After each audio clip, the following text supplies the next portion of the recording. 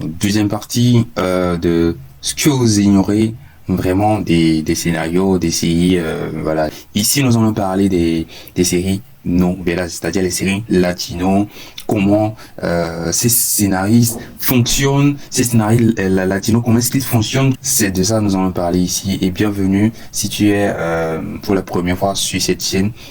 N'hésite pas à t'abonner parce qu'ici on parle de beaucoup de choses, on parle des réactions, c'est la passion ici, c'est la famille ici, on parle de tout ce qui est série, tout ce qui tient du champ cinématique ici, de ça qu'on parle ici et ensemble la famille on se régale bien. Alors vas-y, abonne-toi, fais comme tu veux, c'est chez toi ici.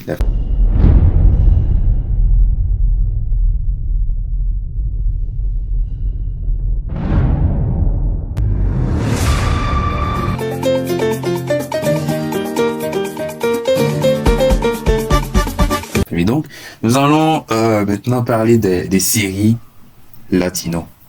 Et quand je parle des séries latino, pensez en même temps à des séries de William Levy, David Cepeda, Sébastien, Uli, Angélie, Boé, voilà, etc. Pensez à ces gens-là. Voilà, c'est de ces séries on va parler. Vous allez constater que dans les séries latino, quand il y a un problème, c'est-à-dire quand il y a un problème au début, la plupart des problèmes du début se règlent à la fin.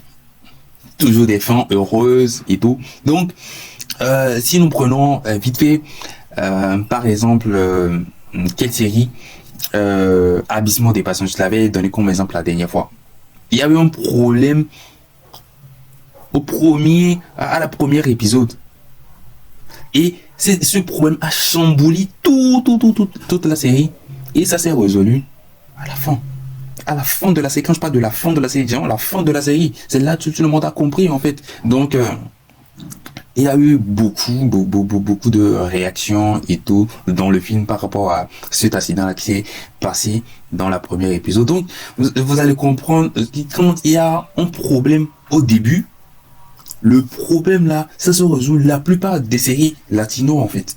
Ça se résout à la fin. On peut prendre comme exemple Triomphe de l'amour. Dans la série, ils font des petites séquences comme si la vérité va sortir et tout. Donc on est prêt. Et puis, ils mènent le scénario en sorte que quelque chose empêche la vérité. Non, franchement, c'est quelque chose, ils savent comment. Même parfois, on regarde la série, on se dit non, c'est trop tôt pour la vérité, parce qu'on sait très bien que c'est ce qu'ils font en fait.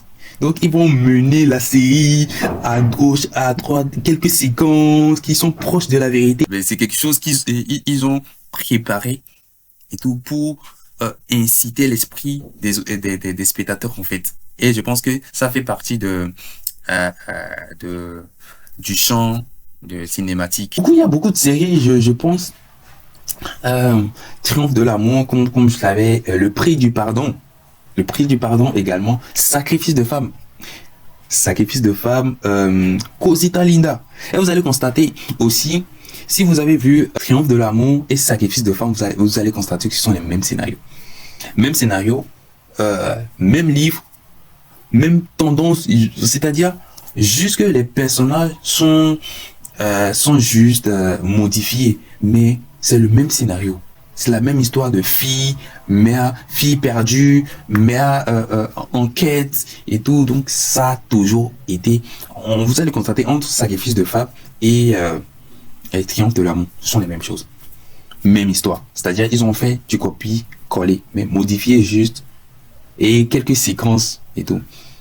Donc comme je lui disais, c'est toujours comme ça. Il n'y a pas grand chose et tout au niveau des films latinos. Il y a un problème. C'est jusqu'à la fin, les gens découvrent la vérité. Non, ça c'est déjà quand il y a le problème, tu commences la série. On sait très bien parce qu'on est habitué, on sait très bien. Quand est-ce que cette vérité sera à la lumière?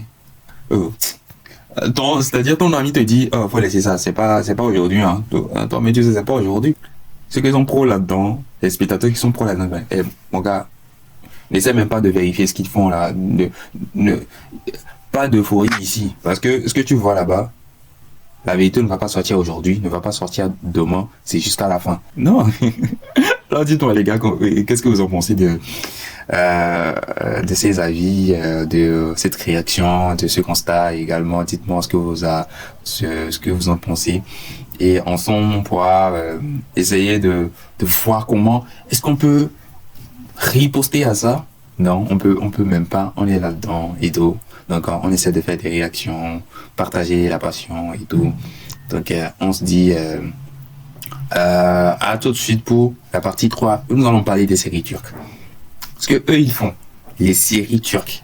Donc reste jusqu'à la partie 3. Je vais faire la partie 3 sur des séries turques.